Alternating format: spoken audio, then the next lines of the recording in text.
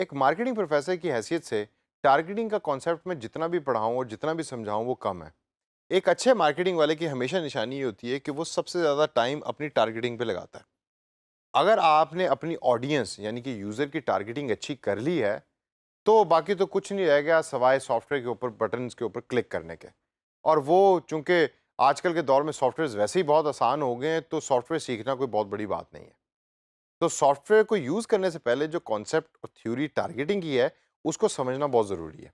अब फेसबुक के अंदर आपने बड़ी डिटेल के अंदर टारगेटिंग की और आई एम श्योर कि अब आप उसके अंदर यूज़ भी कर रहे होंगे टारगेटिंग के कॉन्सेप्ट को और डिफरेंट ऑप्शंस के साथ प्ले अराउंड भी कर रहे होंगे क्योंकि टारगेटिंग का डायरेक्ट जो ताल्लुक है वो आपकी ऐड की परफॉर्मेंस के साथ हो रहा होता है, यानी इश्तिहार की परफॉर्मेंस के साथ। सॉफ्टवेयर को शुरू करने से पहले हम ज़रा थोड़ा-सा देखते हैं कि टारगेटिंग इतनी ज़रूरी है क्यों गूगल पर्सपेक्टिव में। सबसे पहली जो चीज़ और सबसे पहली रीज़न जिसकी वजह से आपको टारगेटिंग को समझने की ज़रूरत है, वो ये है कि ये आपको अलाउ करती है स्पेसिफिक मैसेज देने के लिए।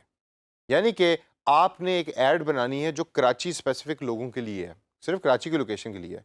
तो आपको गूगल अलाउ करता है और टारगेटिंग को यूज़ करके आप अपना मैसेज सिर्फ़ कराची के लोगों तक पहुँचा सकते हैं। इसी तरीके से आपकी कोई ऐड है जो किसी और एरिया के लोगों के लिए अगर आप बाहर के किसी मुल्क के क्लाइंट के लिए काम करें तो हो सकता है कि आपको अमेरिकन किसी शहर के लिए ऐड बनानी पड़े तो आपके पास ये ऑप्शन है। आप उस शहर को देखें और उस शहर को स्पेसिफिक ज़हन में रख के मैसेज वो बनाएँ जो उस शहर के लोग पढ़ना और देखना पसंद करते हैं। तो ये ऑप्शन और ये फ़ायदा टारगेटिंग आपको देता है। अब अगली जो रीज़न टारगेटिंग या अगला इम्पोर्टेंट पॉइंट जो टारगेटिंग यूज़ करने के लिए इस्तेमाल होता है वो है कि you can actually make tailored ads, यानी कि जो एडवर्टाइजमेंट आप बना रहे हैं उसको आप स्पेसिफिक कर सकते हैं उस लोकेशन के लोगों को ज़हन में रखकर। एक तो आपने मैसेज को स्पेसिफिक कर दिया, दूसरा उस एड्स की ओवरऑल कंस्ट्रक्शन को भी आप स्पेसिफिक कर सकते हैं, टेलर कर सकते हैं। उस फॉर एग्जांपल मैं अगर आपको एग्जांपल दूं कि आपकी एक ऐड चल रही है केपीके में और सिमिलर ऐड आपकी चल रही है पंजाब के अंदर, तो हो सकता है कि केपीके वाली ऐड के अंदर आप चाहें कि आप यूज़ करें पश्तो और कैरेक्टर फ़र्क हों। जबकि जो पंजाब में आपकी ऐड चल रही है उसके अंदर कैरेक्टर्स भी फ़र्क हों और उसके ऊपर जो लैंग्वेज लिखी हुई है वो भी हो सकता है कि वो फ़र्क हो। या इंग्लिश ही आप दोनों एड्स के अंदर यूज़ कर लें। तो ये भी ऑप्शन जो है वो टारगेटिंग के थ्रू आपको मिल रही होती है कि आप बड़ा स्पेसिफिक मैसेज भी दे सकते हैं और एड्स को भी टेलर कर सकते हैं उस लोकेशन के मुताबिक। अच्छी टारगेटिंग हमेशा आपके पैसे बचाती है। ये अपने पल्ले बाँध लो दोस्तों और अपने ज़हन में बिठा लो। अगर आपकी टारगेटिंग की स्किल्स अच्छी हैं तो आपके बहुत पैसे बचेंगे। अगर आपकी टारगेटिंग स्किल्स अच्छी नहीं है और आपने उसकी तरफ तवज्जो ही नहीं दी और ये कहा कि जी ये तो मार्केटिंग वालों का काम है, पता नहीं क्या बोलते रहते हैं, चले जाते हैं, हम तो कंप्यूटर सॉफ्टवेयर को कंप्यूटर स्किल्स को जानते हैं और उसी के थ्रू सारी की सारी जो परफॉर्मेंस है वो मेजर हो रही होती है, ये गलत है। टारगेटिंग आप अच्छी करें, you will save a lot of money because आपने रिसर्च के थ्रू टारगेटिंग की होगी, आपका मैसेज स्पेसिफिक उस बंदे तक पहुंच रहा होगा जिस बंदे तक आप पहुंचाना चाहते हैं। इसकी वजह से आपके पैसे भी बच रहे होंगे, क्लिक थ्रू रेट भी बेहतर होगा, जो हमारा अगला पॉइंट है। यानी कि आपका मैसेज स्पेसिफिक था, टेलर्ड था और वो उस बंदे तक पहुंच गया कि जो क्लिक करना चाहता है उस स्पेसिफिक पोजीशन पे।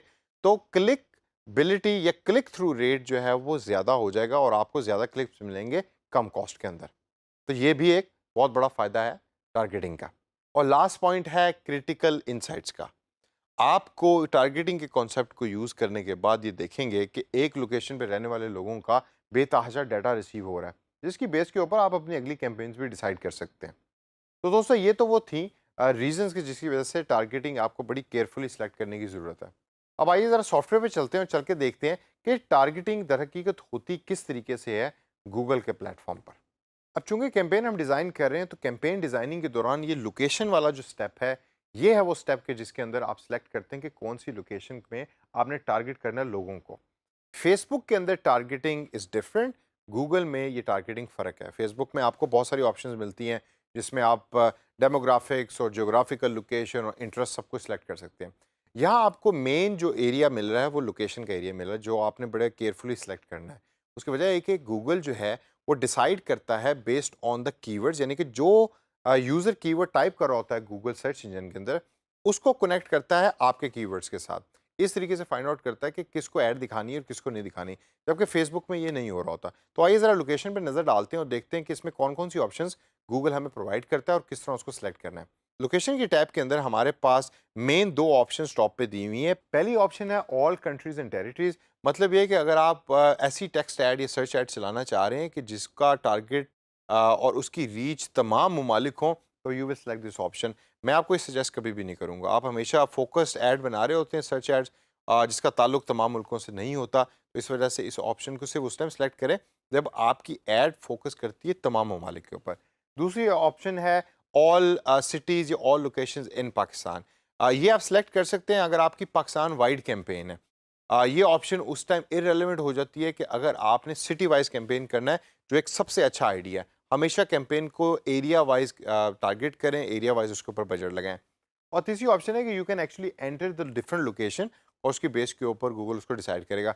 हम इसको एंटर करने के बजाय एडवांस सर्च के ऑप्शन पे क्लिक करेंगे। So click on the advance search option. अब इधर आपको गूगल दो डिफरेंट ऑप्शंस दे रहा है, एक लोकेशन के ऑप्शन दे रहा है और दूसरी आपको रेडियस के ऑप्शन दे रहा है। लोकेशन के ऑप्शन में सबसे पहला बटन जो गूगल आपको प्रोवाइड कर रहा है वो है ऐड मल्टीपल लोकेशंस का। अगर मैं इस पर क्लिक करूं तो यहाँ गूगल मुझसे पूछता है कि क्या मैं एक से ज़्यादा शहर ऐड करना चाहता हूँ या एक से ज़्यादा लोकेशन ऐड करना चाहता हूँ। फॉर एग्जाम्पल मेरी ये जो सर्च ऐड है वो सिर्फ फोकस्ड है लाहौर और गुजरांवाला के लोगों पर। अब सबसे पहले मैं यहाँ लाहौर टाइप करूँगा इस बॉक्स के अंदर और दूसरे नंबर के ऊपर मैं गुजरांवाला टाइप करूँगा और फिर हम देखेंगे वो मैजिक जो गूगल हमें यहाँ भी प्रोवाइड करेगा। इन दोनों को टाइप करने के बाद इस नीले सर्च के बटन पे क्लिक करें और क्लिक करने के बाद अब आप देखें कि बॉटम में आपको क्या नज़र आ रहा है। गूगल आपको सजेशन प्रोवाइड कर रहा है कि क्या इन ऑप्शंस में से लाहौर और गुजरांवाला अपीयर होता है आपके सामने जो आप सेलेक्ट करना चाह रहे हैं।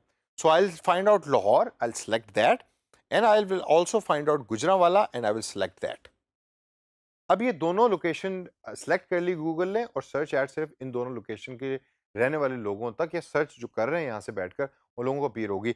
इसका एक और बड़ी जो इंटरेस्टिंग चीज़ है जो मैं अभी आपको दिखाता हूँ और वो आप हमेशा आपने गौर से देखनी है। राइट साइड के ऊपर मैप के ऊपर ये गूगल मैप्स है, उसके ऊपर आपको ओवरऑल एरिया दिखा रहा है कि कहाँ तक के लोगों तक आपकी ऐड की रीच होगी, यानी कि कौन से लोग हैं जो आपकी ऐड को देख सकते हैं। ठीक है, तो ये हो गई अगर आपने मल्टीपल लोकेशन को ऐड करना है। यही सेम आप यूज़ करेंगे स्टेप अगर आपने सिंगल लोकेशन ऐड करनी है, कोई ज़्यादा मुश्किल काम नहीं है। अब लोकेशन से आगे चलते हैं। दूसरी ऑप्शन जो बड़ी इंटरेस्टिंग गूगल हमें प्रोवाइड करता है वो है रेडियस के ऑप्शन। तो जब रेडियस के ऑप्शन पे आप क्लिक करेंगे तो आप देखें कि यहाँ आपसे सबसे पहले गूगल पूछ रहा है कि लोकेशन कौन सी है और उसके आगे 20 माइल्स यानी 20 माइल्स लिखा हुआ है। अब मैं आपको एक चीज़ दिखाता हूँ यहाँ। सबसे पहले तो आप माइल्स को चेंज करें किलोमीटर्स के अंदर। पाकिस्तान में हम किलोमीटर्स को यूज़ करते हैं और किलोमीटर्स को अंडरस्टैंड करते हैं, तो यहाँ आप किलोमीटर्स को चेंज करें। उसके बाद मैं चाहता हूँ कि मैं गुलबर्ग के एरिए के इर्द-गिर्द जो 2 किलोमीटर का एरिया है, सिर्फ उन लोगों तक अपनी ऐड को पहुँचाना चाहता हूँ। तो यहाँ मैं 20 को मिटा के 2 टाइप करूँगा, तो इट विल बिकम 2 किलोमीटर्स और जो लेफ्ट बॉक्स है उधर मैं लिखूँगा गुलबर्ग। तो देखते हैं कि क्या होता है। गुलबर्ग लिखने के बाद गूगल हमें डिफरेंट ऑप्शंस अब प्रोवाइड कर रहा है। इनमें से एक ऑप्शन सेलेक्ट करें, फॉर एग्जांपल गुलबर्ग 3 की ऑप्शन मैं सेलेक्ट करूंगा यहाँ। आप गुलबर्ग 3 की ऑप्शन सेलेक्ट करने के बाद राइट साइड पे गौर करें कि मैप पे क्या हुआ है। गूगल मैप्स के ऊपर नीले कलर का दायरा अपीयर हो गया है कि गुलबर्ग 3 के 2 किलोमीटर का जो रेडियस है वो ये बनता है और ये वाला रेडियस गूगल आपके लिए डिसाइड कर रहा है और सेलेक्ट कर रहा है बेस्ड ऑन योर रिकमेंडेशन कि जिधर तक आपकी सर्च ऐड लोगों तक पहुंचेगी और लोग उसको देख सकेंगे। अब इसको करने के बाद आप सेव के बटन पे क्लिक करें और जब आप उस पर क्लिक करेंगे तो ये लोकेशन जो है वो अब आपकी इस कैंपेन के लिए वो सेव हो चुकी है। दोस्तों लोकेशन सेट करना और डिसाइड करना बहुत ज़्यादा इंपॉर्टेंट है और हमेशा आपको बड़ा स्पेसिफिक रेडियस वाइज चलना है या सिटी वाइज चलना है, वो आपने खुद देखना है कि किसके अंदर ज़्यादा इफेक्टिवनेस होती है आपकी कैंपेन की। तो दोस्तों इस पर्टिकुलर सेशन के अंदर हमने लोकेशन को सीखा, इसको अप्लाई करें और based on client requirement and your own knowledge इस नॉलेज को अप्लाई करके प्रैक्टिस में कन्वर्ट करें और अपनी कैंपेन को एक अच्छी कैंपेन बनाएं।